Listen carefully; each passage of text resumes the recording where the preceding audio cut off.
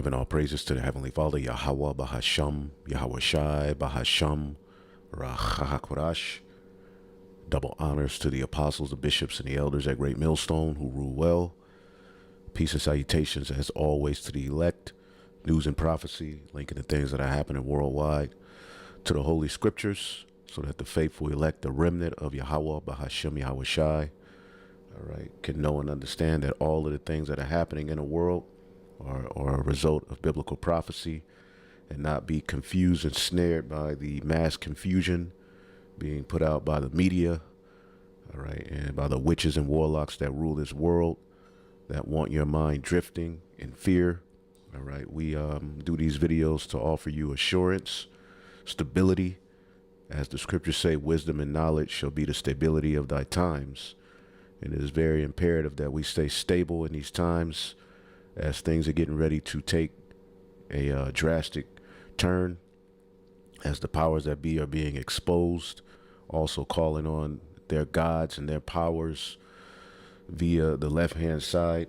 All right, the spiritual demon Satan works through the elites of this world, which is a wicked priesthood, all right, to cause confusion and chaos, as they have a plan pursuant to the book of Psalms, the 2nd chapter, to undermine the authority of the Most High, to set up his only begotten Son, Hamashiach Yahweh Shai, who the world ignorantly calls Jesus Christ, all right, as the ruler of this earth, along, all right, with a righteous priesthood, starting with the 12 disciples, the rest of the 144,000, all right, which is the tabernacle of David. Okay, after that, you will have the large multitude, which is the rest of the men, women, and children whom the Lord will have mercy on. But the beginning of the remnant starts, all right, with the 144,000 headed by the 12 disciples, which is a government that is ultimately going to rule on this earth. As a matter of fact, before we get into this, let's get the book of Isaiah, because what leads into the kingdom of heaven, okay, is a devastating war that's going to lead to the destruction of not only the land of Israel, but Babylon the Great, which is America, okay? And these things are all written in biblical prophecy. Let's get the book of Isaiah, chapter 9, okay? And as you can see, this chapter is headed the birth and reign of the Prince of Peace, which is Hamashiach Yahweh Shai. Okay, and we're going to start here in verse 5. It says, Isaiah 9 and 5, for every battle of the warrior is with confused noise and garments rolled in blood. But this, all right, this particular war that will lead, all right, unto the kingdom of heaven being set up on the planet Earth shall be with burning and with fuel of fire. Fuel of fire. You see that? So every ancient war was between men, you know, riding horses and having armor and swords and shields and all of these various different things. But we're living in a time where knowledge has increased, all right, and nations now have, you know, armor and, you know, weaponry that is capable of blowing up lands, countries, all right. And as the scriptures say in the book of Isaiah, the 54th chapter, let's get that. I believe that's Isaiah 54 and 16, right? Behold, I have created the smith, all right? And the modern day smith is the scientist, and the Germans were at the forefront of a lot of this technology that led to them being able to create nuclear missiles, all right, which, you know, the spirit wasn't put on him to keep this technology to himself. You know, he sold it off, and now all nations have this power. Behold, I have created the smith, all right, that bloweth the coals in the fire, and that bringeth forth an instrument for his work. For I have created the waster to destroy. Okay, and ultimately that is the iron weapon, as the scriptures call it, right? That is going to be used, all right, to basically get this war going.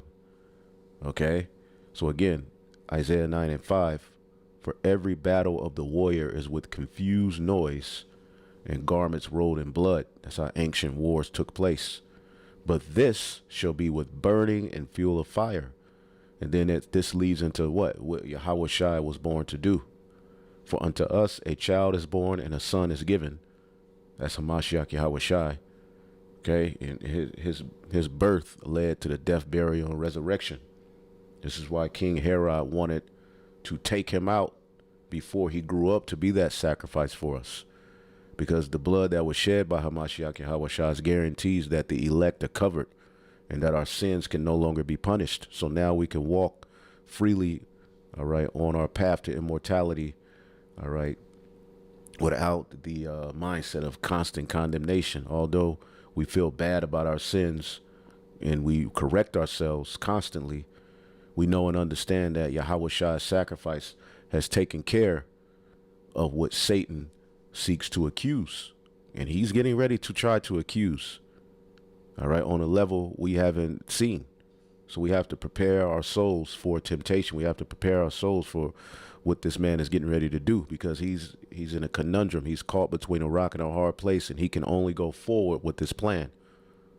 Okay, and as he's moving forward with his plan, he's finding out that ultimately it's a lot. So he's conjuring up demons.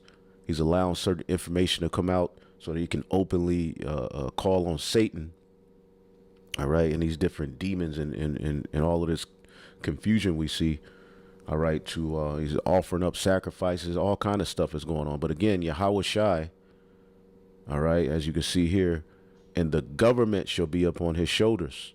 See, and what is that government? As you go down to verse 7, so we can get into the information of the increase of his government and peace, there shall be no end upon the throne of David and upon his kingdom, to order it and to establish it with judgment and justice from henceforth even forever. The zeal of Yahweh will perform this. So it's the Lord's determination that Yahweh Shai sets up a righteous government that will bring forth peace and justice. But before that takes place, right, there's going to be a big heap of confusion.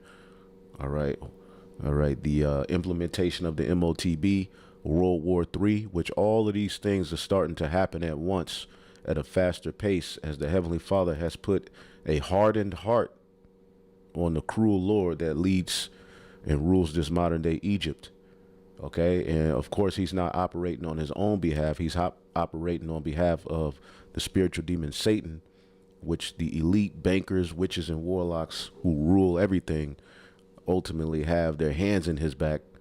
As we can see, Trump announces 10% global tariff, keeping existing trade tariffs in place. So he's doing, Trump is operating in absolute chaos and pride. All right. As the scriptures say, a cruel Lord will rule Egypt. And this is what we're witnessing. And this is going to do this is not doing anything along with what Israel continuously is doing. All right. It's put a target on the back of the state of Israel in Babylon, which that's what we see happening worldwide. Now, I want to get this here in the book of Habakkuk. This is speaking of the ancient Chaldeans, which were the witches and warlocks of the Neo-Babylonian Empire, which we're living, as the scriptures say in Isaiah 47, all right, under the daughter of the Chaldeans. All right. So that which is then is now. This is Habakkuk 1:9. They shall come all for violence. Their faces shall sup up as the east wind. They shall gather the captivity as the sand. Okay. This is what Babylon is set up to do for the bankers. That's why it's called the hammer of the earth. Okay. And with this whole board of peace, right, that Trump has established, all right, pretty much, even if he's, all right, if we go forward and there is another election and another president is put in place, the elder Ari Naza made a very good point that basically with this board of peace, even without him being president of the United States, all right, he rules the United States. He's basically trying to set up a situation where Babylon, okay, under the leadership of the small hats, okay, will override the UN, and basically they're setting up a new world order. Okay.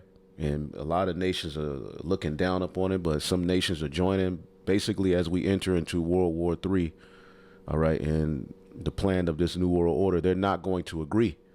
But the Lord is putting the spirit on this man, all right, to move forward with some very, very, very important and strategic plans that are going to lead to World War III, as we see Iran being brought up, which we'll tap into that in this lesson, right? Let's go back here. Habakkuk 1 and 10, and they shall scoff at kings, all right? The ancient Chaldeans conquered, all right? And pretty much they got proud, okay? And this is the spirit that we're seeing this devil operate in these last days, okay? And right at the time of great pride is when the Lord dealt with these heathen rulers, right? And they shall scoff at kings. They're all around the earth, heaping, territories, setting up false flag wars, destroying the minds of the people, scoffing at kings, and the princes shall be a scorn unto them. And they shall deride every stronghold, which Iran is one of the last strongholds that they need to deride and take over. But as they are trying to do this, they're being met with some oppositions that are going to be a hindrance, all right, and a reason for war, right? And they shall heap up dust and take it, resources, okay? Then shall his mind change, right? And he shall pass over and offend, imputing his power unto his God, openly worshiping Satan. The Lord has put a hardened heart. His mind has changed. Just like, let's get the book of Daniel, the 4th chapter, right? In the 30th verse, right before the Lord judged Nebuchadnezzar, what did he say, right? Daniel 4 and 30. Let's read it in the NLT. It says, let's see what the AMP says. The king said thoughtfully, is not this the great Babylon? Okay, remember scripturally there are 3 Babylons. You have Babel at the Tower of Babel at Nimrod. Then you have the Neo-Assyrian Babylonian Empire, which this is what we're reading about here. All right, which was taken down by the Medes and the Persians, not by great, because this Babylon the Great we live in now, which is the 3rd Babylon mentioned in the scriptures, is prophesied to be taken out by fire. See, the Neo-Babylonian Empire was not taken out by fire. All right, the Tower of Babel was not taken out by fire. We are living in Babylon the Great. As I just watched the video where the Elder Ishiar from Charlotte he did a video going into these people who are watching us, and the Lord is putting the spirit on some of them to figure things out. Okay, it's not like we want to make like everything is about us, but the Lord has put the spirit on his prophets, okay, to basically be at the forefront of the changing of the minds of the world. Okay, everybody's mind is changing, and things are people are starting to see this leadership in this world for what it is. But he talked about in that lesson, which you should check it out. Let me bring it up. As a matter of fact, in this lesson here, GMS All Precepts, this individual here is going into how basically AI, right? Which if you've been watching my videos, this is a talking point that, I and we constantly go into, right? That we're rebuilding Babel. This time it's AI. Okay. So we're living now in Babylon the Great. So here, right, tapping back into what I'm going into at this point, in Daniel 4 and 30, before the Lord humbled Nebuchadnezzar, what was his mindset? Okay. Daniel 4 and 30, the king said thoughtfully, is not this the great Babylon, which I myself have built as the royal residence and the seat of government by the might of my power and by the honor and glory of my majesty? See that? He was proud. And when you read the Lord humbled his ass, man. See? The Lord humbled him, and Edom is getting ready to be humbled and exposed as a beast that he is. All right. And as we just read in the book of Habakkuk, the 2nd chapter, his mind is changing. He has to go forth with his new world order. He has to show his alliance to the spiritual demon Satan openly. All right. So that he can, because Satan requires sacrifice. And what he's doing to the people worldwide, those are sacrifices. What you see happening in Hollywood, in the entertainment world, and Epstein, all of these things are sacrifices. Habakkuk 1 and 11, then shall his mind change. Okay, he's no longer, playing with you people with this whole Christian talk. I mean, he'll throw it out there here and there, to pacify the average American people, because that's what they were bred to believe, in this whole white supremacist, rhetoric that has been established. So to keep them feeling like they have a piece of the pie within the whole scenario of this New World Order, they bring out the Christian nationalist talking point. But this man has nothing to do with the Holy Scriptures, and he's not ruling, all right? When you deal with these small hats and these so-called Christians, all they're doing is using the Bible to justify war. And now we're seeing that they really worship Satan, okay? Then shall his mind change, and he shall pass over and offend, right? Imputing his power unto his God, who's their God? Okay? Satan, right? And the Lord is putting the spirit on this man to do things that are going to lead to all of these nations gathering together, all right, to destroy. World War III is imminent. Now, remember, World War III is not going to take place until the MOTB is put in place. But we will see skirmishes, wars, rumors of wars, all right, in particular back and forths, that we'll discuss some of those things in this lesson, because when he officially goes into Iran, we may see talking points and back and forths with this whole Iran thing, right? But again, as this article says, how Iran plans to strike back is the part of the equation that people should be focusing on. So while, you have Israelite camps and leaders who fell out and still trying to, have relevance and, are talking about everything else and themselves and this and that, and, trying to destroy the ministry, changing the narrative, trying to save the heathen, prophecy is being fulfilled day in and day out. And your leaders should be giving you understanding of these things, because these are the things that are going to lead to what matters, which is the kingdom of heaven. Okay? So these are the things we should be focusing on, man. See? And I just wanted to play this.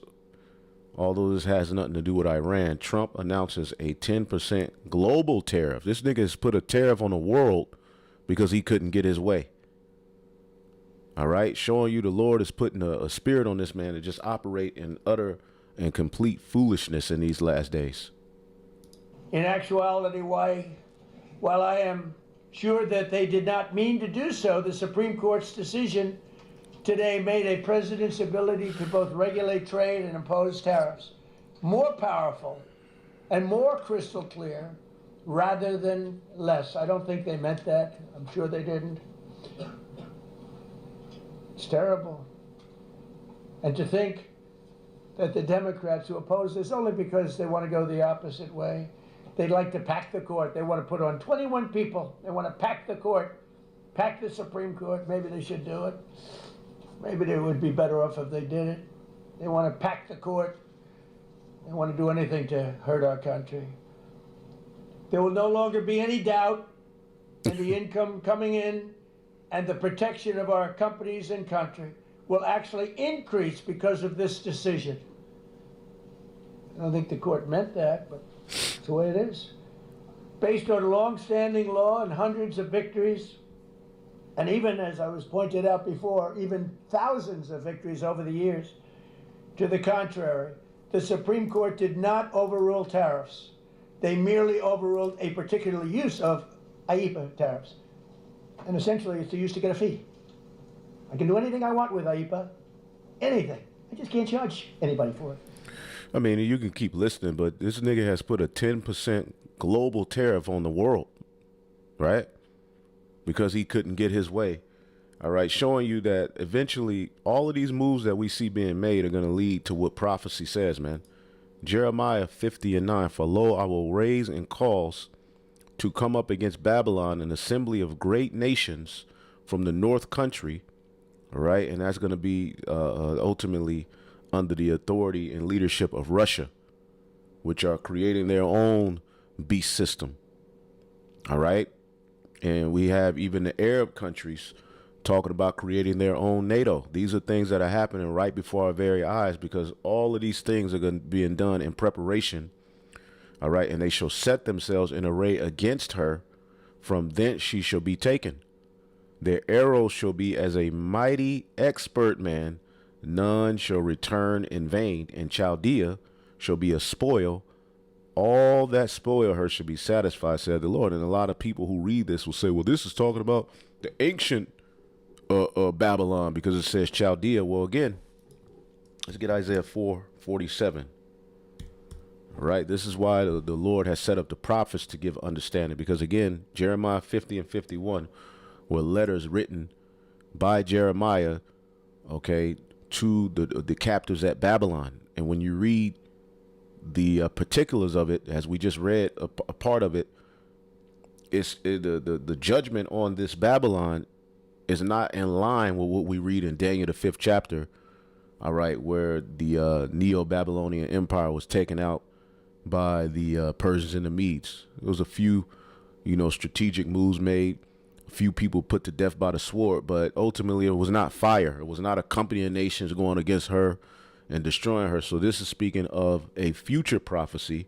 Isaiah 47:1. Come down and sit in the dust, O virgin daughter of Babylon. See? Sit on the ground. There is no throne, O daughter of the Chaldeans, for thou shalt no more be called tender and delicate. So this is the daughter of the Chaldeans that we are reading about in prophecy, which speaks to America, Babylon the Great. And they're being led by the small hats, all right, and drugged into a war that, again, they are not prepared for. So all of this stuff we're seeing going forth with Iran is a part of a bigger plan to bring us into World War III. This is the book of Joel 3, all right, and 1. For behold, in those days and at that time, when I shall bring again the captivity of Judah and Jerusalem, all right, meaning the Lord is ultimately going to take us out of our captivity. All right. It will be marked by what? I will gather also all nations and bring them into the valley of Yahweh Shaphat, the valley of decision. All right. Which, where all of this is taking place, is a part of that region where it's all going to be kicked off. Okay. It says, and I will plead with them there for my people Israel and for my heritage. All right, for my people and for my heritage Israel, whom they have scattered among the nations that have parted my land. So all these nations have had a part in our destruction, our taking down. All right, when we get the book of Psalms 83 real quick, and we'll get into the points and the true articles. I just showed that video to show you that this man he's on a his heart is hardened. You will put a tariff on the world. Okay, showing you that this is Babylon the Great, because what did Babylon the Great, when you read about this Babylon the Great in Revelation the 18th chapter, Revelation 17 and 18, it says, and the woman, which is the whore, Babylon the Great, which thou sawest, is that great city which reigneth over the kings of the earth. Now, these Christians are saying, well, Babylon can't be America because it calls it a city. All right, well, you are a citizen of America, Babylon the Great. This is a big, gigantic city. All right, and it's divided into 10 FEMA regions, or 10 zip code regions, right? 0 to 10. And this is that great city. There is no one city nowhere in the world that rules over the kings of the earth. This is speaking of Babylon. The fact that you can put a tariff on the world lets you know, right? You reign over the kings of the earth. See? But we're witnessing, all right, as prophecy unfolds, nations are establishing deals and orders outside of the dominance of the U.S., which the sword and the petrodollar, all right, was at the forefront of their dominance. But we're living in a time where all manner of things are happening, right, which they have to go to war. This is the book of Psalms 82, 83 and 2. For lo, thine enemies make a tumult, and they that hate thee have lifted up their head. They have taken crafty counsel against thy people, and consulted against thy hidden ones. They have said, come and let us cut them off from being a nation, that the name of Israel may be no more in remembrance. All right. So that during that 350-year period where ultimately we were sold, all right, you have the sub-Saharan slave trade between, all right, the Arabs and the Hamites, which a lot of our people were involved in that as well. They were helping them. Okay. And we were eventually sold to the white man, the Edomite, and eventually traded throughout the four corners of the earth. They finally got the Israelites, the northern and southern kingdom, under their rule, under their foot, and they all enjoyed pleasures of us being cut off, us being, not being at one with our power. They were able to basically rule and basically, become rich off of our ignorance, off of the fact that they can forward their rhetoric and their gods and dominate trade and just be at the forefront. So they've all, tapped into cutting us off from being a nation. All right. They've all consulted together with one consent. They were all confederate against us. Okay. The tabernacles of Edom, the Edomites, the Ishmaelites, all right, the Arabs, the Moabites, and all of these nations, right, have had a part in our downfall. So the Lord is now gathering them together, all right, for the brawl for it all. As they're all right, in cahoots to, establish this NWA. They're all going into the MOTB infrastructure, but they don't agree. So they're going to go to war. And what the elites believe is that ultimately through this war, they're going to rise as the phoenix out of the ashes and set up a new world order. But things are going to go completely left for them. So the Lord says in Joel 3 and 2, as the nations are going to get ready to be judged, I will gather all nations and will bring them down into the valley of Yahweh-Shaphat. Showing you the name of the Lord is in the scriptures, man. Yahweh's decision, Yahweh's judgment. Okay? It says, and will plead with them there for my people and for my heritage Israel, whom they have scattered among the nations and parted my land. Okay? And they have cast lots for my people and have given a boy for an harlot and sold a girl for wine that they might drink. And this is American history. This is a history. This is world history as we know it. We were literally traded for wine and musket guns and tobacco.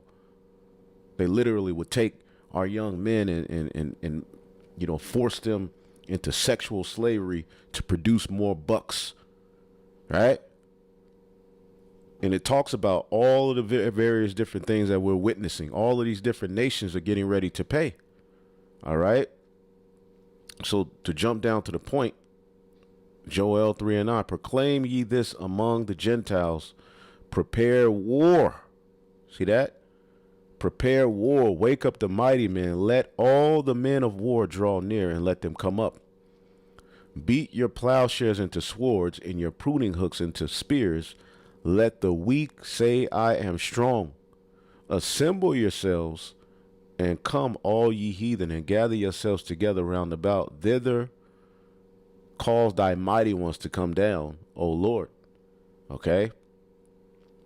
And we're witnessing many nations, shaking off the wine of Babylon and the feminization they brought to their country and to their men. They're shaking it off, saying our men need to get, back into that mighty spirit, because now it's time for war. You can't go to war with a bunch of sodomite, weak, effeminate men. So the Lord is putting the spirit on these nations to tap into being mighty again. Let the heathen be awakened and come up to the valley of Yahweh-Shaphat.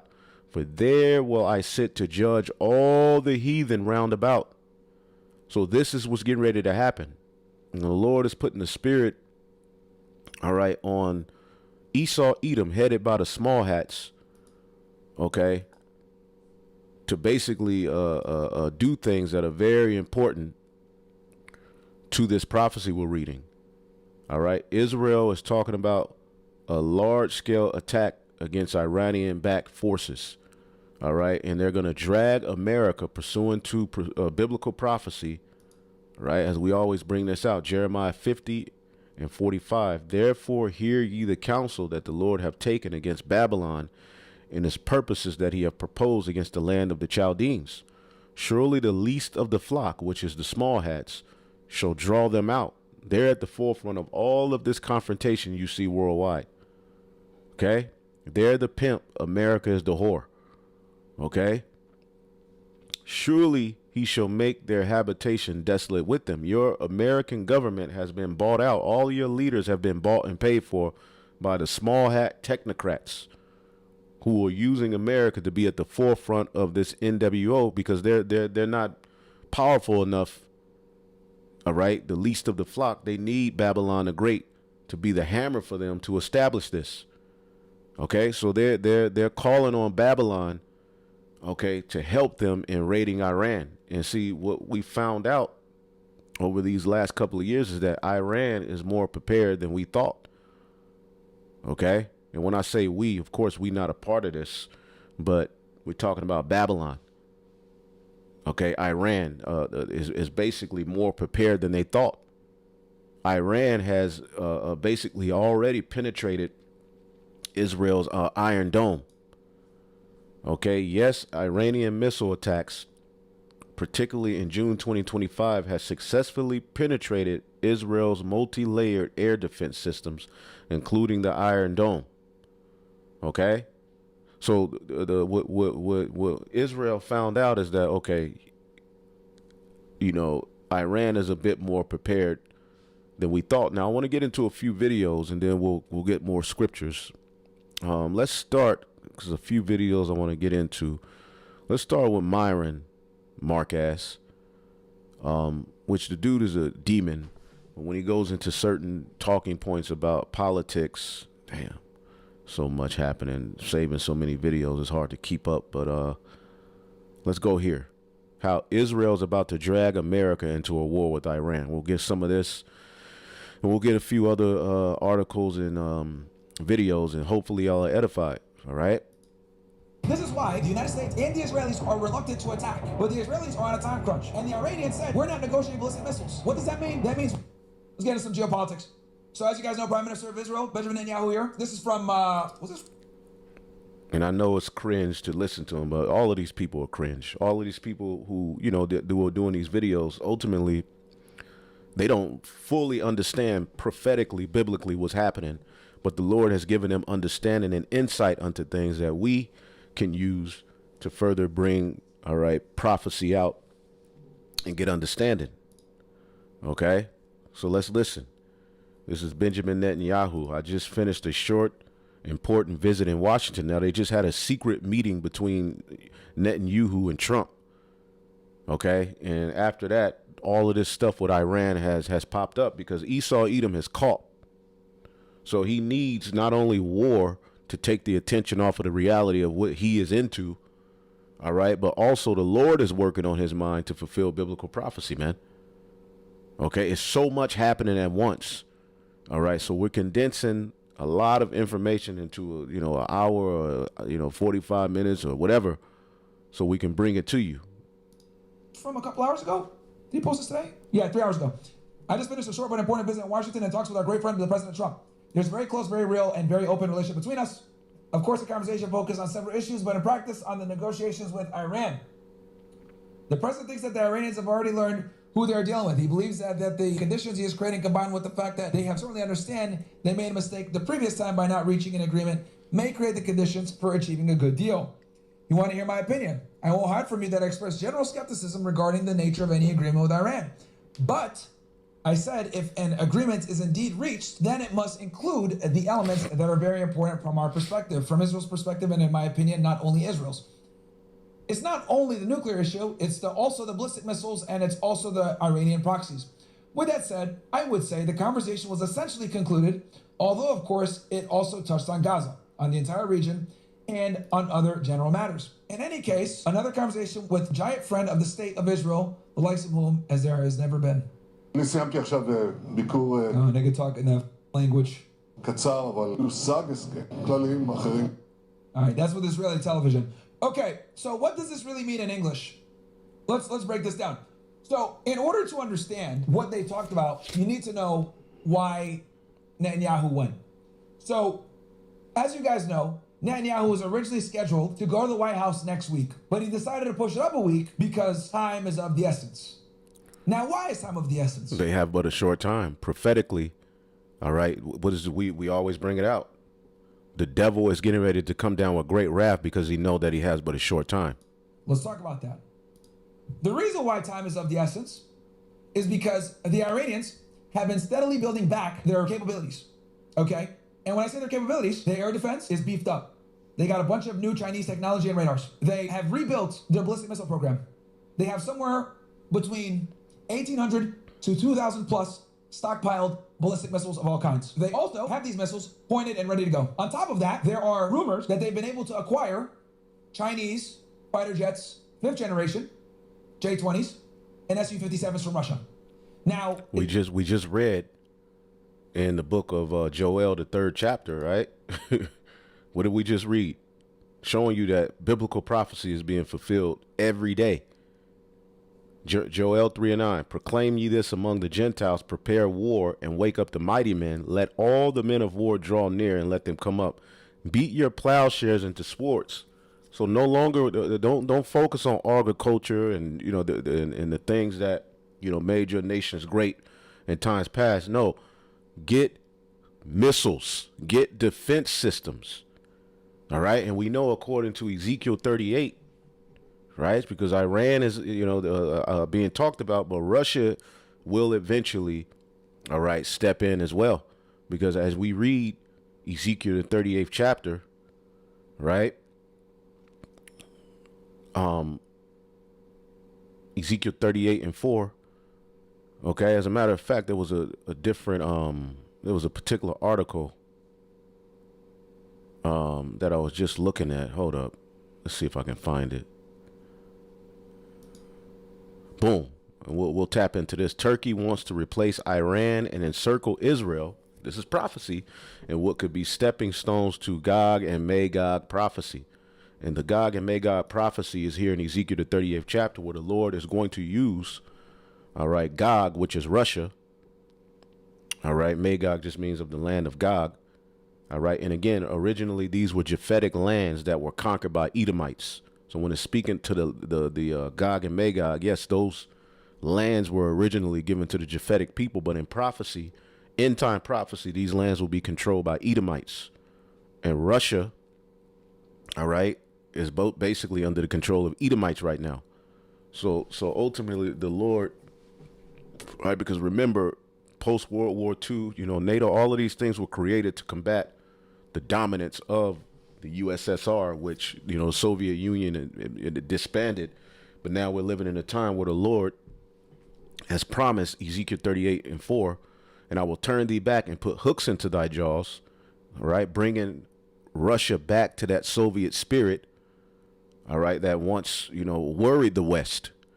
See, post World War II, post Cold War, all of that, America, being at the forefront of NATO, dominated the earth. But all of that is changing. It says, and I will turn thee back and put hooks into thy jaws, Russia, and I will bring thee forth and all thine army, horses and horsemen, all of them clothed with all sorts of armor, even a great company with bucklers and shields, all of them handling swords.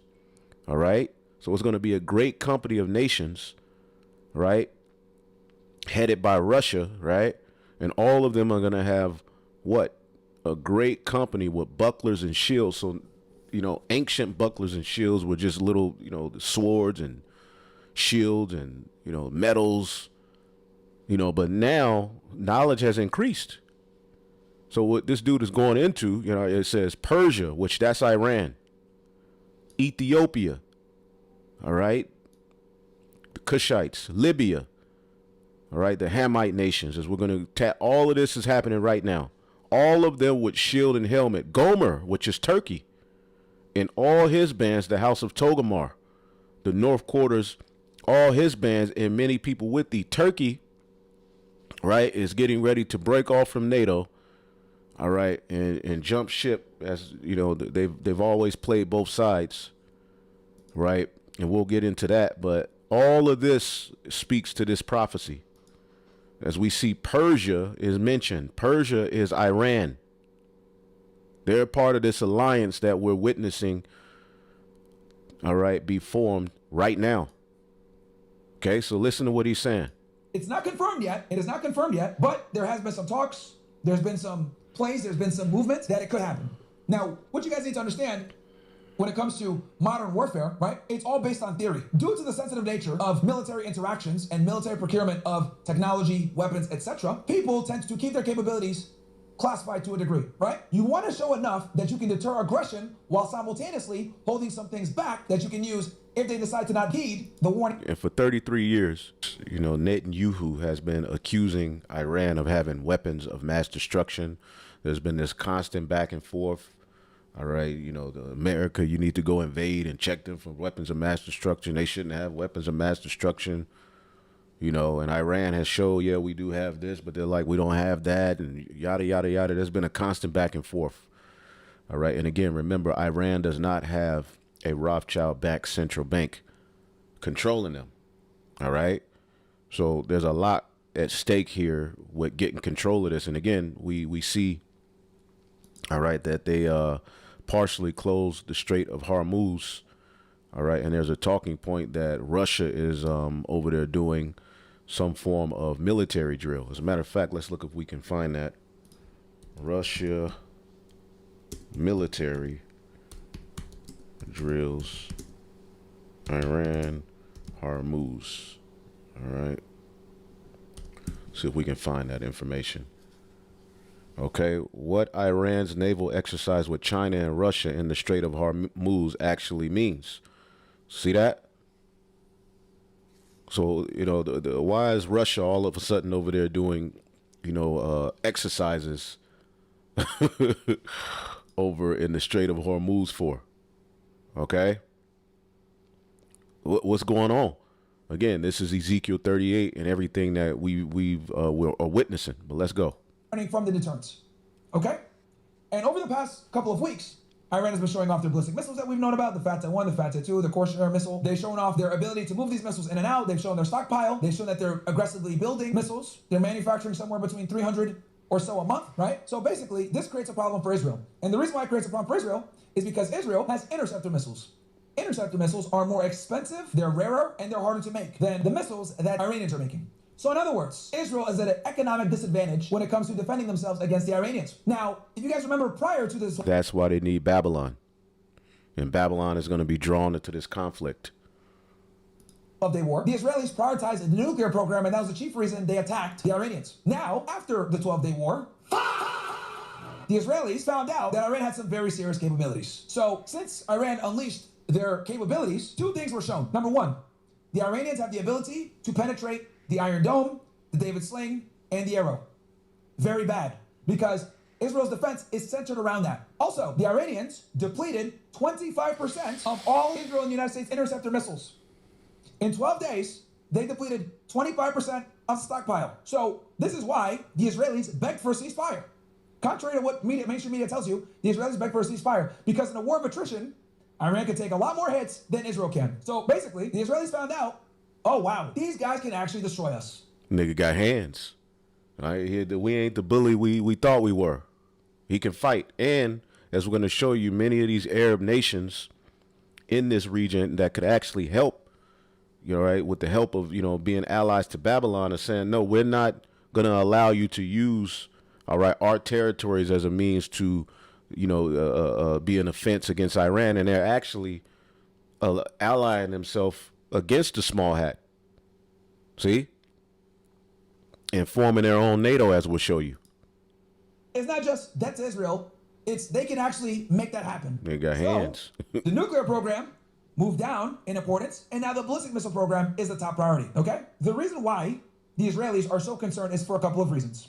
Number one, the Iranians are making more missiles than the Israelis can manufacture interceptor missiles or procure interceptor missiles from the United States. Pete Hegseth and the Department of War, they said, hey, we need more of these things. They're going to only maybe make 400 a year. Meanwhile, the Iranians are making 300 a month. That's number one. Number two, Hezbollah is rearming. As you guys know, Hezbollah is in Lebanon, to Israel's north. They're the most competent ground force outside of the Iranian military, and they're rearming. They've had a couple years now to get their shit together. The Houthis are still a problem. The United States has not been able to fully stop them. The Houthis are very elusive. They kind of run and gun. They conduct a lot of piracy, and they're choking Israel financially. The Iraqis, But the bottom line is, the proxies are slowly recovering, especially Hezbollah. That's their biggest fear, right? And Hezbollah also has a stockpile of lots of rockets. So the Israelis have figured out that we don't have the interceptor missiles and the ability to actually defend ourselves if the Iranians launched all their rockets at us. Tel Aviv would be leveled, Haifa would be leveled, we'd be cooked. So this has Israel shook, because as each month passes, the Iranians acquire more missiles, and it becomes harder and harder to defend against it, and destruction of Israel becomes more and more realistic and probable, or possible, possible and probable. And then on top of that, the Iranians have been buying a bunch of new hardware and software. We know that they've improved their air defense with Chinese technology. We know that they also have Russian technology. And what they're doing is they're layering the air defense so that if one system fails, they have another one. The problem last time was Iran only had their air defense and the Russian air defense, which, let's be honest, old, sucky. With the Chinese technology that can't be easily as hacked alongside the Russian technology. And we're going to show you China is now being involved, right? So this is an alliance that's getting ready to oppose the small hat and the West. The West allies are going to turn on them, and it's getting ready to be ugly, prophetically, as America is being, touting itself as the leader of this NWO that they're setting up with this MOTB infrastructure. Alongside their indigenous technology, now they're going to have a much better chance of detecting these stealth aircraft. And the Chinese radar and technology that they got is far more sophisticated and is designed to combat American technology, which is what the Israelis have, F-35s, etc. Another thing, not verified yet, but is very possible, the Iranians, we know for a fact, bought Su-57s. These are Russian fighter jets, fourth or fifth generation. Very high tech. And this has been confirmed because Russian defense contractors leaked side. And that's what's going on. This is why the United States and the Israelis are reluctant to attack. But the Israelis are on a time crunch. And the Iranians said, we're not They're on a time crunch. negotiating ballistic missiles. What does that mean? That means war is imminent at this point. I think they said yesterday, we are not negotiating ballistic missiles. Now, the White House is giving mixed messages. One day Trump says, oh, we only care about nuclear. Another day it's like, oh, you guys can't have ballistic missiles. And it's, you can't have ballistic missiles, but it's got to be 300 kilometers. So for the Iranians, I think they're buying time, because time helps the Iranians. They get more missiles, they rearm, they're getting Chinese technology, they're getting Russian technology, right? The fighter jets are paid for, by the way. Russian fighter jets, paid for. These joints right here. See that? So let's get the book of Joel, chapter 2 this time, right? Because this is all key and strategic, all right, to end time prophecy, okay? It's Joel chapter 2. Let's see here. And this is how our deliverance is going to come through this war, all right? This is the book, all right? And again, this ain't the end all be all, but these moves are being made because, again, these rumors will eventually become physical. Joel 2:20, but I will move far off from you the northern army, all right? This is speaking to Babylon. And I will drive him into a land barren and desolate, with his face towards the east sea, right, and his hinder part towards the utmost sea. And his stink shall come up, and his savor shall come up, because he have done great things. So the Lord is ultimately driving this man into this war. Now, let's go here to this map. All right. So the land where they're being driven is right here, because ultimately the small hat wants the Babylon's army, all right, and their allies to help them, all right, to basically invade, get control of the Strait of Hormuz, all right, which is where a lot of the oil, the oil deals go through. It's a particular percentage of oil deals that go through this particular region. This is a very important region, okay? And again, you have the Persian Gulf. All right, let's read this particular prophecy one more time. All right, it says, give me 1 second here, Salaki, let me bear with me. So we're living in a beautiful time prophetically, man. And call halal Yahweh Bashim Shah for giving us the understanding, all right, to be able to tap into these things. All right. And because there's a lot of people, like the Elder Ariella was talking about, there's a lot of people who don't know what the hell is going on. Okay. They have no idea what this means.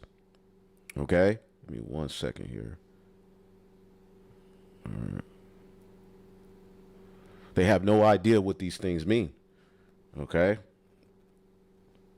Salakia. All right, this is the book of Joel 2:20. It says, but I will remove far off from you the northern army, and I will drive him into a land buried and desolate, Saudi Arabia. And they've been there for years. All right. And they've even made deals with particular Arab nations that, hey, if you trade in, U.S. dollars to get your, trade your oil in U.S. dollars, will protect you. Now, a lot of those deals have been, overwritten and changed, and we're living in a different time, man. Okay. It says with his face towards the East Sea, right? And basically this is the Persian Gulf, right? His face towards the East Sea, right? And it says here, right? And his hinder part towards the utmost sea, which is the Red Sea. All right. And this is a strategic point. All right. They've already did what they did in Iraq. All kind of proxy wars have been done in Syria, they've done all kind of wickedness over here because this is strategic and key. Okay. All right. To controlling, to move forward with their NWO. Okay. But again, they're running into issues now because they want to invade Iran and take over this territory. But now they're finding out Iran has, all right, technology that is capable of destroying them. You see that? And now, all right, with this, all right, the different strategic, all right, because America has military bases all throughout this region, all right, and the Arab nations who are over here are like, no, you're not going to be able to use this base over here. We're not going to allow you to use this to attack Iran, which this speaks to the book of 2nd Esdras 15, all right, 2nd Esdras 15.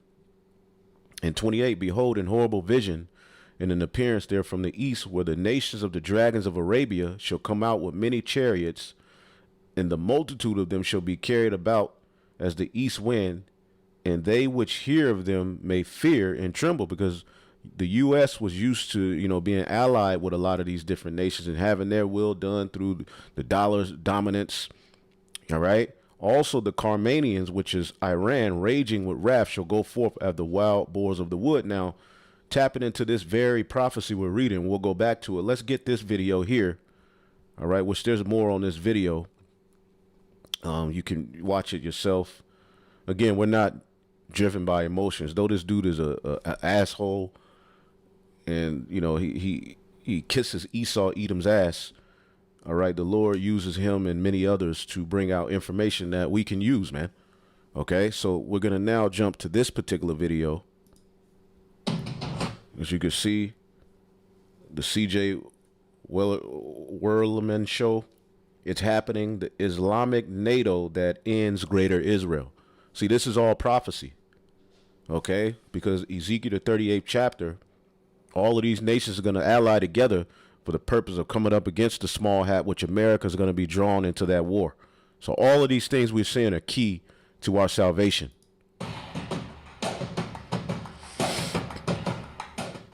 Hello, it's your friend CJ Werleman, and in this episode, we reveal why a growing and strengthening alliance between Muslim-majority countries is reshaping the Middle East and presenting the state of Israel with an unprecedented existential threat. But first, please remember to like and subscribe to our show and ensure your notifications are turned on so you enjoy Under NATO has been kicked around for years, mostly under a binding collective defense obligation akin to what Europeans and Americans enjoy under NATO. An Islamic NATO, and look who's there, Turkey. See that? And what has Turkey recently said? All right, they want to place Iran and encircle Israel. They're tired of them. Okay? Call halal Yahweh Bashim Yahshai. Has been kicked around for years, mostly because the potential strategic benefits are obvious, given it would include a combination of Saudi money, Turkish technology, and Pakistani nukes, therefore constituting a triumvirate of military, economic, and technological firepower against the number one threat to peace and security in the Muslim world, the State of Israel. A stark reality, given the Zionist military bombed and or invaded 9 Muslim-majority countries during the last year. Look how many, and somehow they're the victim. But look at all of these strikes over the last years. They've targeted 9 countries, right? Even the Zionist military bombed and or invaded 9 Muslim-majority countries during the last year alone. Israel has attacked more countries than any other country this year. Over 10,600 attacks on 6 countries and 3 territorial waters. These maps show where those attacks took place. When Israel And who aids them in those attacks? Okay? Babylon, the EU, NATO. But now, all right, things are shifting. isn't bombing or invading Muslim countries unprovoked, then it's violating ceasefire agreements with its neighbours, having violated its ceasefire with Gaza by bombing it more than 1,000 times in 80 days, adding thousands of more civilians to a death toll that has already surpassed hundreds of thousands. A similar story can be told in Lebanon, proving yet again that Israel can never be trusted under any circumstances, especially when it's even willing to deceive and dupe its #1 ally and benefactor. I didn't like plenty of things I saw yesterday. I didn't like the fact that Israel unloaded right after we made the deal. They didn't have to unload. And I didn't like the fact that the retaliation was very... And this is just theater for you people, because they're seeing people waking up to what's happening, right? So this is all theater to get you people to believe that they're really, all right, against what Israel's doing, right? The least of the flock is going to draw Babylon into this war. Call halal, Yahweh, Bahashem, Yahweh Shai, man. strong. But in all fairness, Israel unloaded a lot. And now I hear Israel just went out because they felt it was violated by one rocket that didn't land anywhere. That's not what we want, I'll tell you. And I'm telling you, I'm not happy about that, Israel, either.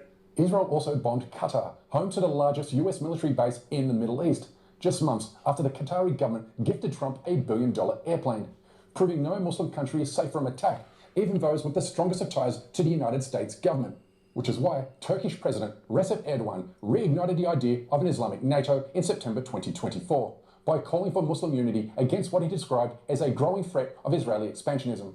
İstanbul'un kaderi Şam'ın kaderinden, Bağdat'ın, Kahire'nin, Sana'nın kaderinden, İslamabad'ın, Kabil'in, Trablus'un, Tahran'ın kaderinden, Mekke ile Medine'nin ve elbette These are the dragons of Arabia, man.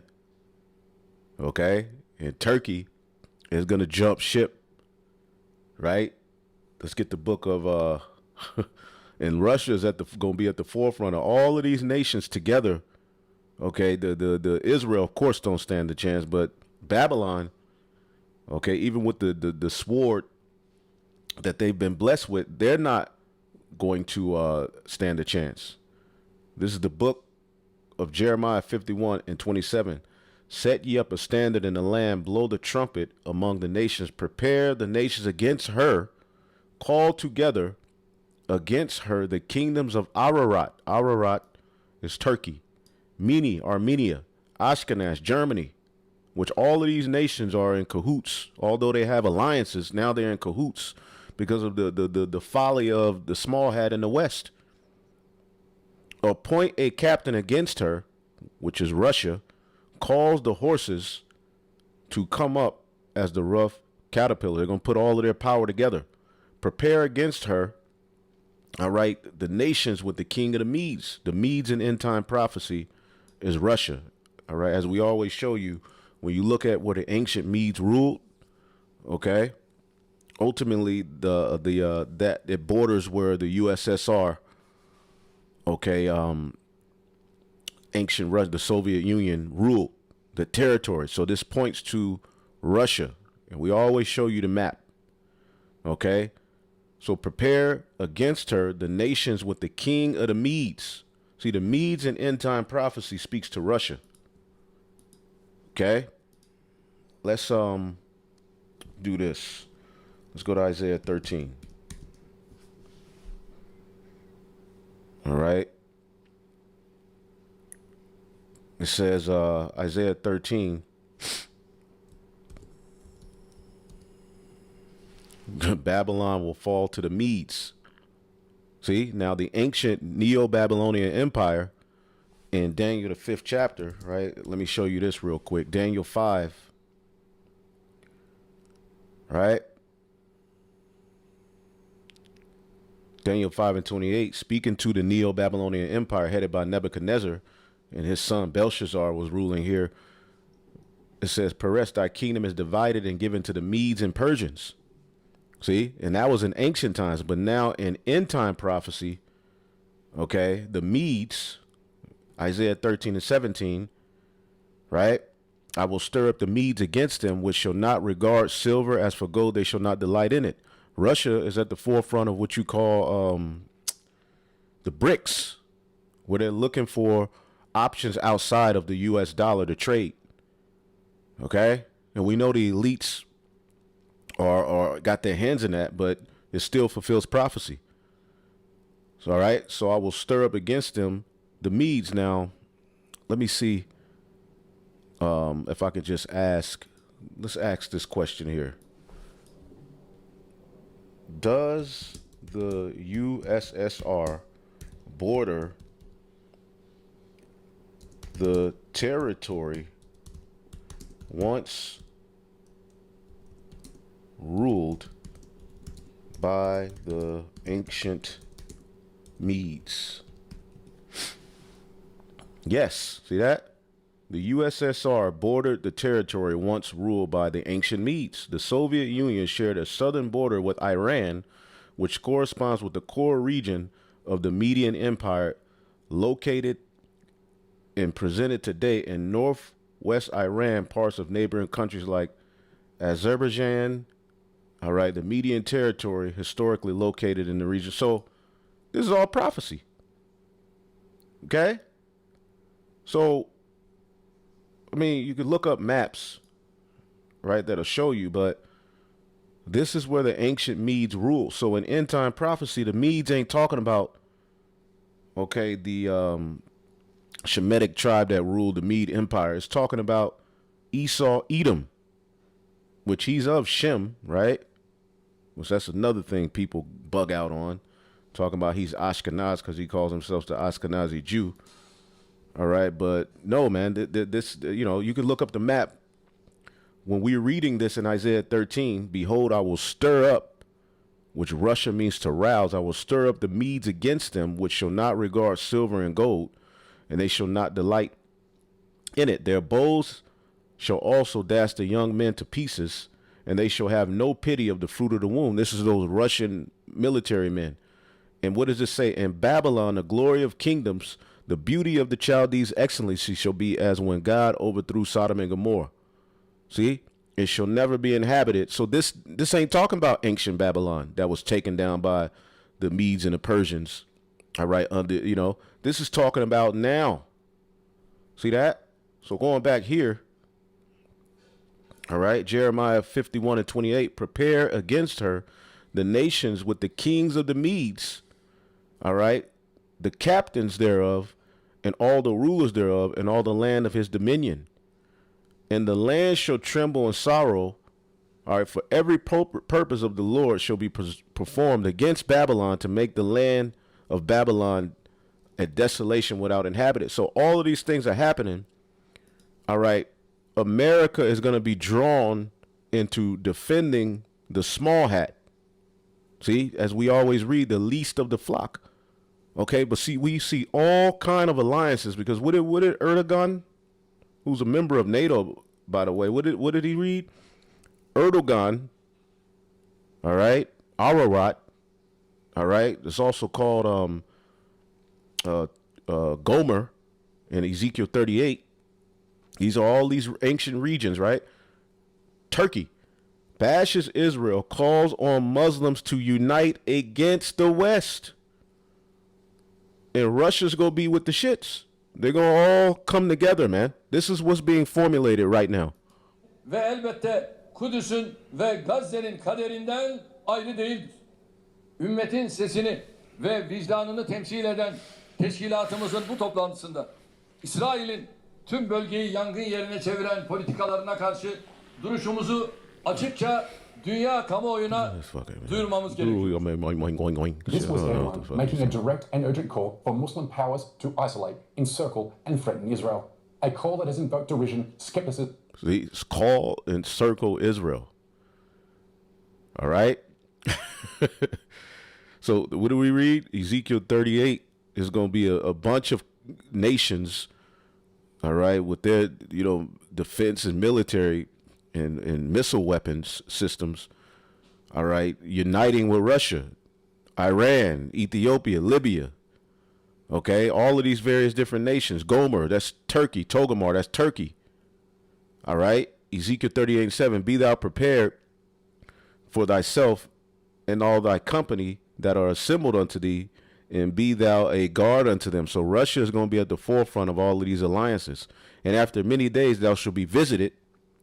In the latter years thou shalt come into the land that is brought back from the sword. Okay, and that speaks to Israel and, all right, America.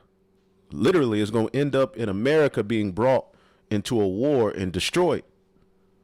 See what I'm saying? So we're living in these times where they're going to all surround, all right, Israel. As we look at, and if we had a map, all of these different nations that are allied together, they're going to surround Israel, and America's going to be drawn into that war. And we have lessons going into Ezekiel the 38th chapter. Let's listen to a little bit more here. And even ridicule from Zionists, who have mocked Turkey and other Muslim countries for having achieved little in the 18 months since Erdogan gave that speech. They couldn't be more wrong, because every military strategist in Tel Aviv and Washington, D.C. knows damn well that an Islamic NATO drastically changes the balance of power in the Middle East. New Turkish threat is emerging. I want to be very clear. Turkey and Qatar have gained influence in Syria, are seeking influence elsewhere and everywhere throughout the region. And from here, I warn, Turkey is the new Iran. Turkey is the new Iran. Now we got to worry about their weapons of mass destruction, because Turkey is like the number 2 or number 3, all right, top military within NATO. So we're living in some beautiful times, man. In the shifting sands of Middle Eastern geopolitics, which we know the Middle East is a political term that's not true. It says Turkey under President, all right, Erdogan, is emerging as a formidable force poised to supplant Iran's waning influence and forge a strategic noose around Israel. See? So this is a biblical prophecy. We could read more into the article, but we don't have, a lot of time. So now Iran, as the scriptures say, let the weak say I am strong. Okay?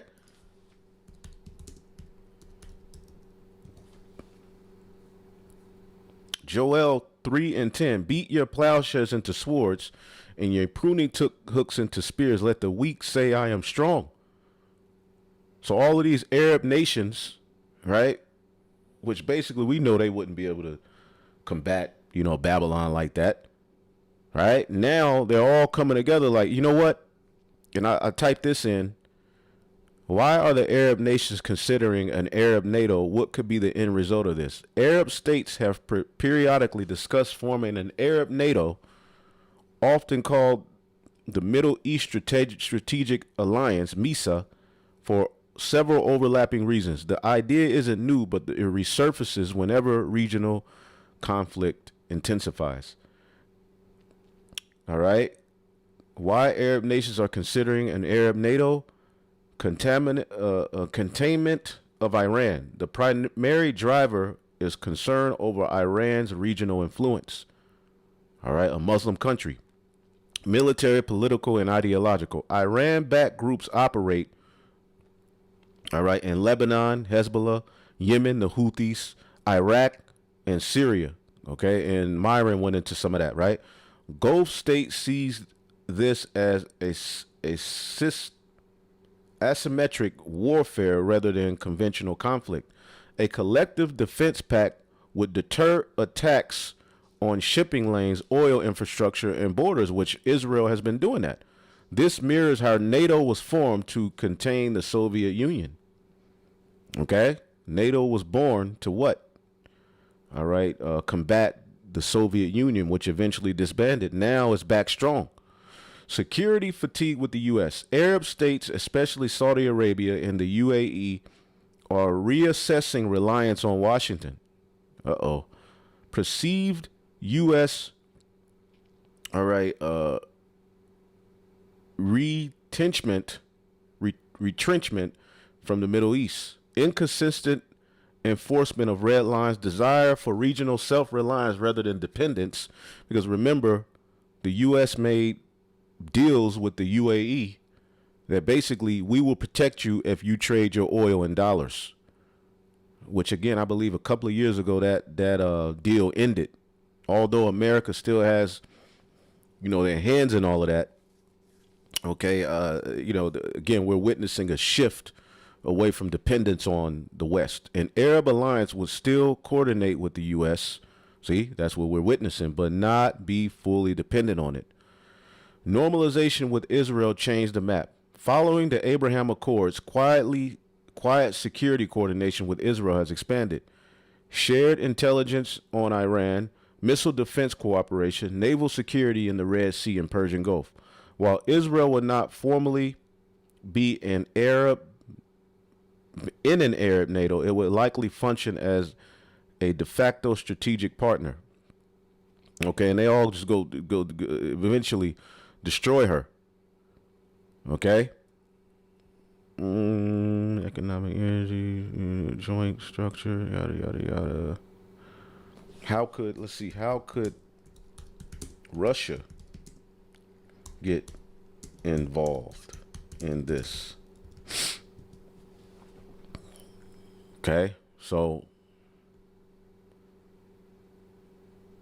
an Arab NATO is less about launching wars and more about preventing them through collective deterrence. Whether it stabilizes or destabilizes the region depends on how unified the members truly are. And what we're reading in prophecy, right? Let's get it in the GNT, see what it says. All right. Second Esdras 15:28. Then in the east you will suddenly see a fearsome sight. Arab armies with many chariots will advance like dragons. See that?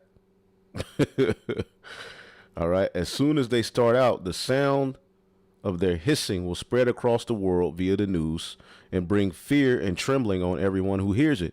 And then you're going to start to see an uptick in U.S. media saying that there's Islamic terror here in the States, this and that. This is what we're already witnessing, right? They're going to play the victim in this and justify your doing what they usually do, wickedness. Okay? But I asked, how could Russia get involved in this? Let's see. All right. Gave 2 responses. I'll just take any one.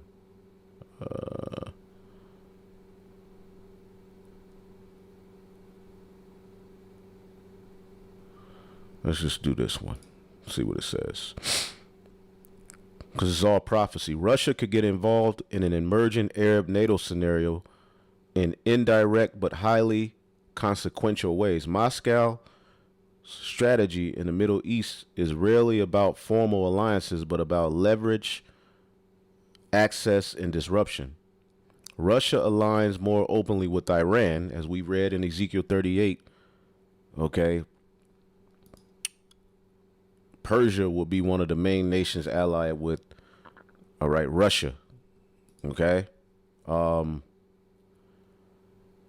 If an Arab military bloc forms primarily to contain Iran, Russia would likely deepen its partnership with Tehran, Iran. Okay? Expand weapons transfer, all right, air defense, drones, missiles, intelligence sharing, joint military exercising, coordination propositions at the UN. So basically they will be a guard unto these Arab nations. That's basically what eventually would happen. Okay, Russia already relies on Iranian drones in Ukraine, so this relationship is mutually reinforcing. The end result, a de facto Russia-Iran axis counterbalancing the Gulf of Arab states, the U.S., and Israel. This is Ezekiel 38th chapter. Syria becomes Russia's pressure point. Russia's strongest military foothold in the Arab world is Syria. All right, key assets, Khimini Air Base, Tartus Naval Base. If Arab NATO expands, Russia could allow Iran and Hezbollah free movement in Syria. And that's America going to go crazy on that, right? Israel going to go crazy on that, right? Increase air defense coverage and restrict Israeli strikes. Use Syria as a staging and signal zone. End result, Syria becomes a tripwire theater where escalation begins without formal war declarations. So it's all going to lead to war. Okay? undermining Arab NATO from the inside, most likely, rather than opposing the bloc directly. Russia prefers fragmentation tactics, arms sales to different Arab states with incompatible systems, energy deals that divide interests, diplomatic outreach to states hesitant about confrontation, Iraq, Algeria. They've got enough smoke, so they're like, man, look. Information warfare portraying Arab NATO as a Western proxy. All right. Russia has done this successfully in Europe to weaken the NATO cohesion. So, Ezekiel 38 told Russia, I will turn thee back and put hooks into thy jaws, and I will bring thee forth and all thine armies, horses and horsemen, all of them, with all sorts of armor, even a great company with bucklers and shields, all of them handling sword.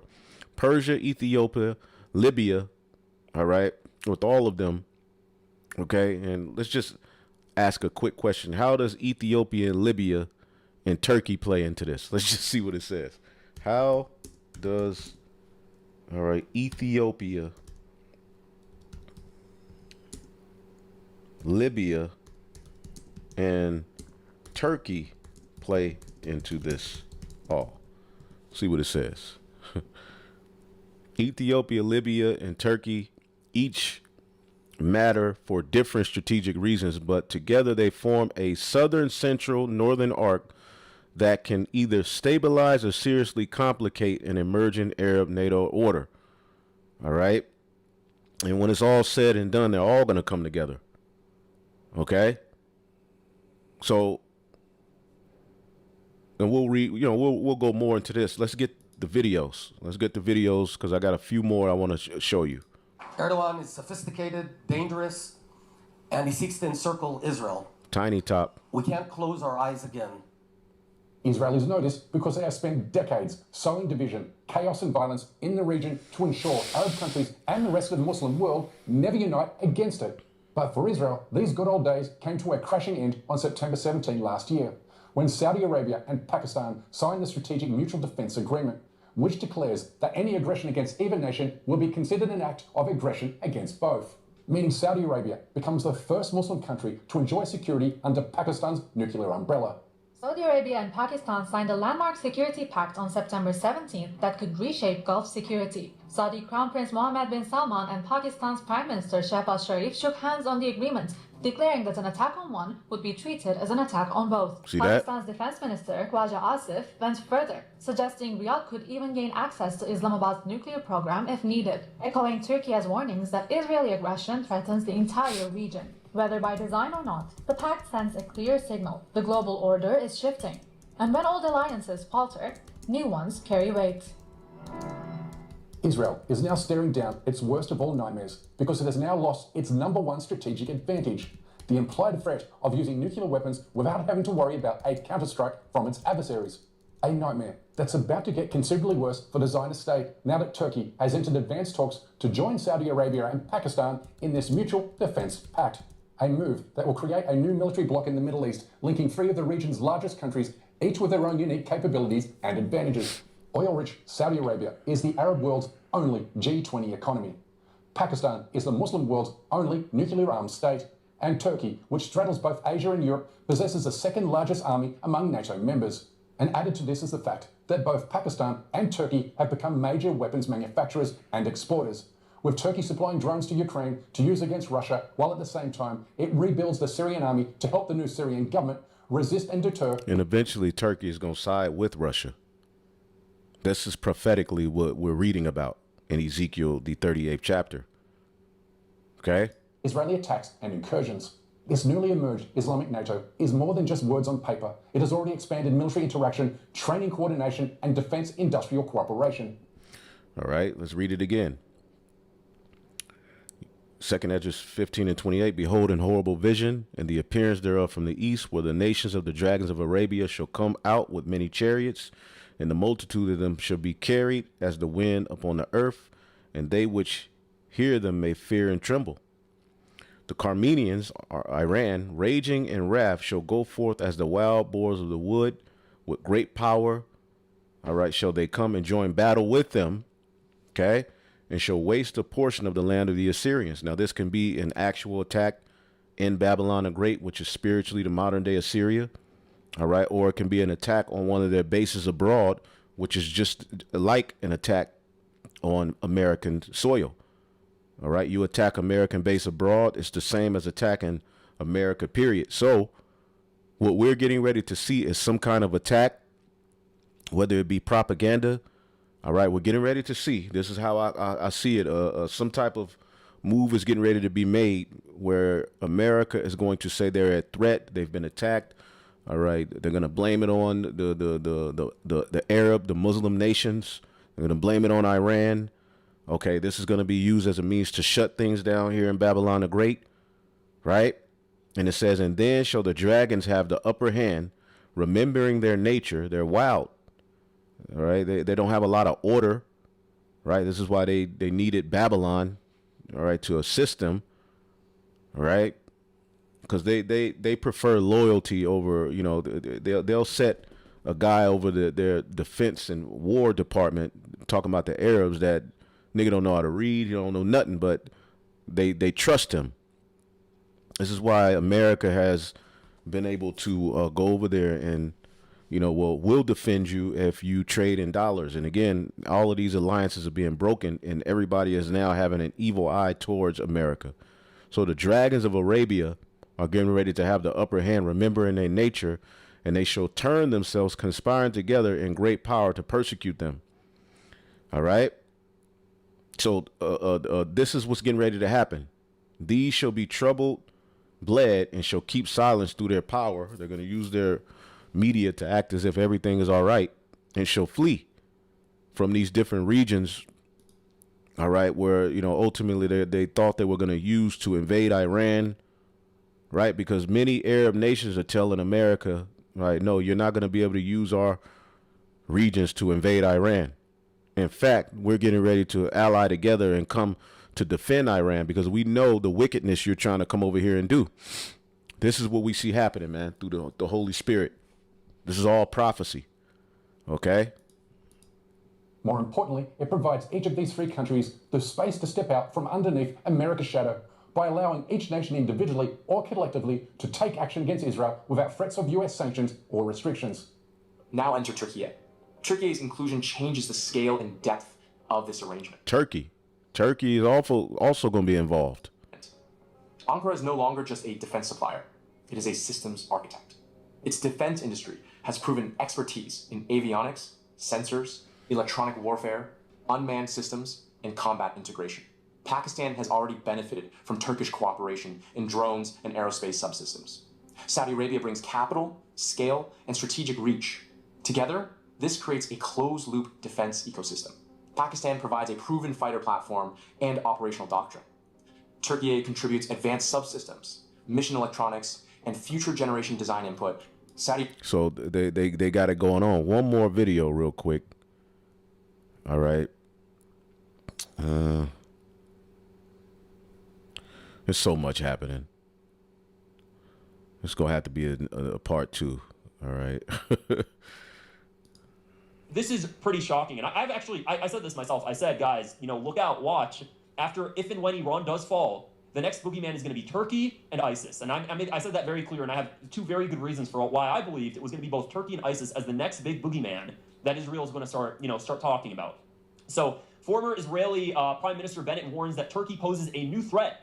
I must tell the truth. Israel's current leadership divided us and is dividing us now more than ever. And he basically says it's the new... Again, they're not going to stop. Someone put it in a comment. These people are exhausting. It's ridiculous. Okay? Oh, man. It's funny because countries like Iran, Russia, China, and Turkey managed to get along despite their differences. Only Israel insists on conformity. He flat out says it's the new Iran. Former Prime Minister Naftali Bennett on Tuesday addressed the 2026 Conference of Presidents, and he stated that warning that Turkey President Erdogan poses a new strategic threat to Israel. He described Erdogan as a sophisticated and dangerous adversary who wants to surround Israel and cautioned that the country must not turn a blind eye again. He highlighted describing the growing axis of concern in the region, linking Turkey, Qatar, the Muslim Brotherhood with Pakistani nuclear capabilities, saying the alliance is attempting to incite hostility against Israel, including influence in Saudi Arabia. So, and he says it's similar, they are feeding a new monstrous axis of the Muslim Brotherhood similar to the Iranian one. All right, so before Iran's even gone, they're already figuring out what's going to be the new boogeyman and how do we stop this. Now, it's so interesting. There's a... And they're so proudly, Iran is going, well, hey, it ain't over. They think that they're just going to be able to go up in there and just, we got Iran, that'll be easy work. It ain't going to work like that, man. These devils are drunk on their own pride, man. Okay? To bomb or not to bomb, Trump now says he'll decide on whether he'll bomb Iran in the next 10 to 15 days. Okay? All kind of stuff is happening, man. And as we're showing you, this all fulfills biblical prophecy, man. There's so much happening, man. It's like, damn. Let's go here. All right, welcome to the show, y'all. It is Wednesday, February 18th, and I have a really, really important show for you today. So we're going to get to some breaking news in just a second. It is massive, massive news. But before I get to that, let me just tell you, in this show, we also have, I think we may have found the worst Epstein files. I think we may have found them. I'm going to share them with you right here. You do not want to miss that. We also have Trump's secret money laundering that he consists of 2 aircraft carriers, 12 warships, hundreds of fighter jets, and multiple air defense systems. More than 150 U.S. military cargo flights have moved weapons, systems, and ammunition to the Middle East, and another 50 fighter jets in 24 hours have been sent, including F-35s, F-22s, and F-16s. Oil prices are surging above $64 a barrel on this news, okay? So this is a disaster, y'all. I warned you a million times over. When you look at the Iraq War, we were there for over 20 years. It was a catastrophe. We killed hundreds of thousands of innocent civilians. We displaced millions. Never mind the torture black sites that we set up. Never mind our own soldiers being killed, never mind the fact that you broke the region, and that led to the rise of Al-Qaeda, and later on led to the rise of ISIS. Now we're talking about a country that is way bigger and way more advanced than Iraq. And if what they're doing here is indeed a full-fledged war, then this is going to be an absolute catastrophe. In fact, they're talking about, oh, this is going to be sustained, it could last weeks, it could last months. The fact that they're saying it's going to last weeks or months is the reddest of all red flags, because back at the beginning of the Iraq War, they were saying the same thing. They said, oh, this won't be a 2-year operation. It'll be maybe 2 weeks or maybe 2 months. Now we're getting the exact same talking points, y'all. The exact same ones. All right, we have to take a look at this as well. Non-stop tankers on the move. Absolutely nuts. So here we go. This is what's currently happening as we speak. We're getting more fighter jets in place. We're getting more warships in place. In fact, there was reporting a couple weeks ago that the reason we didn't attack Iran at the time is because we had so many of our ships were surrounding Venezuela. Because, of course, they did the illegal and offensive war against Venezuela, where they kidnapped, abducted Maduro, and are now stealing Venezuelan oil. But we had plenty of our military assets in the region at the time, which made it so there wasn't the correct number to go after Iran. Basically, Israel was even saying, hey, we'd be sitting ducks in this scenario. We don't have enough support here. So this is where we're at now, y'all. This is where we're at. All right, now this is the one that, holy shnikes, this should be front of mind for everybody at the moment. So this was just posted on 4chan. Let me read you this. I posted yesterday with a 36-hour timeline. We are now in the 24-hour window. Look for a significant number of Iranian leadership to be exterminated. The leadership of Iran is made up of a secret council of 22 military and political leaders, that's the Revolutionary Guard, who meet regularly in a bunker in Tehran. One of their members is a Mossad agent, so they've infiltrated them. Needless to say, this group goes first. Israel knows after the last few years, this is the time to end this shit show, and tactical nukes will take out most of Iran's missile infrastructure in the first strike. Tehran will go in the first wave with a false flag attack set up for Israel to kick things off. So according to this guy, they're saying, Israel and the U.S. are going to pretend like Iran attacked some U.S. ship in... Ain't that what we just said? I didn't even watch this video. Ain't that what I just said? I could see possibly happening. Literally. They're going to blame them for some form, as they always do, of attack either here or on... Man, woo. The last few years... This is the time to end this shit show, and tactical nukes will take out most of Iran's missile infrastructure in the first strike. Tehran will go in the first wave with a false flag attack set up for Israel to kick things off. So according to this guy, they're saying, Israel and the U.S. are going to pretend like Iran attacked some U.S. ship in the region or some, Israeli fighter jet or whatever it may be, and then they're going to say, oh, we were attacked first, so now it's all systems go. We didn't start it. but it's going to be a false flag attack. All right, more. Venezuela was a test for what is happening in Iran. A large part of the Iranian military and leadership will be vaporized in the opening salvos. Israel will use tactical nukes to take out Iranian missiles and their bases. So, hey, be on the lookout. I asked here, how could Ethiopia, Libya, and Turkey and Iran joining together with Russia, in the grand scheme of things, work out? It says, here's a realistic geopolitical breakdown of how Ethiopia, Libya, and Turkey, Ezekiel 38, and Iran could be used as pieces in a larger strategy to join with Russia in opposition against Western powers in Israel, but only under specific conditions, such as a bloc would face deep contradictions. Let's break this down. All right. Let's see here, Libya. I mean, it breaks it down. I don't feel like reading all of this. All right. Bottom line, there is no clear pathway today for Ethiopia, Libya, and Turkey and Iran together with Russia to form a cohesive alliance that will coordinate military against the Israel of the West, right? What can happen is overlapping interests and proxy engagements that indirectly complicate Western or Israeli strategic priorities, but this is not the same as a unified coalition. However, prophecy says otherwise. See, again, ChatGPT has been compromised, so, they used to go harder. Now they do their hardest to protect the West and the small hat. But we know prophetically all of these nations are going to align, and there's going to be a great shaking. All right. Ezekiel 38:19, for in my jealousy and in my fire, in my wrath have I spoken. Surely in that day, there should be a great shaking in the land of Israel.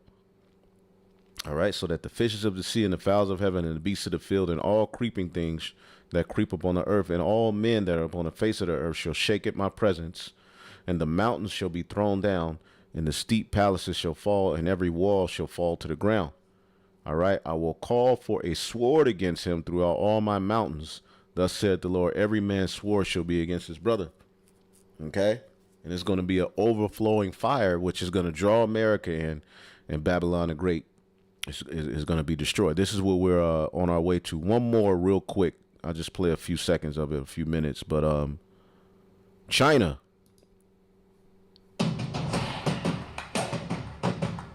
Vows to wipe out Israel. Hello, it's your friend CJ Wellerman, and in this episode, we'll look at China's vow to counter American and Israeli aggression around the world. But first, please remember to like and subscribe to our show, and don't forget to turn on notifications so you never miss a single episode. Now let's get into it. In a recent tweet, I asked whether Trump's invasion of Venezuela lit a match for a US-China war, given Beijing was the South American country's #1 oil customer. A move that puts the United States in almost total control over the world's oil reserves, given the US effectively rules the Persian Gulf and Red Sea through its Arab and Zionist puppet regimes. This has caused China's energy anxiety to spike upwards, remembering that more than 50% of its oil and gas imports come from US allies in the Middle East, making Beijing feel completely boxed in by American-Israeli aggression and imperialism, which is why Beijing is vowing retaliation against any country that supports US efforts to isolate China economically. The United States has brazenly resorted to the use of force against Venezuela and demanded that America First be applied when Venezuela disposes of its own oil resources. This is a typical act of bullying, a serious violation of international law, and a grave infringement on Venezuela's sovereignty that also severely undermines the rights of Venezuelan people. China strongly condemns this.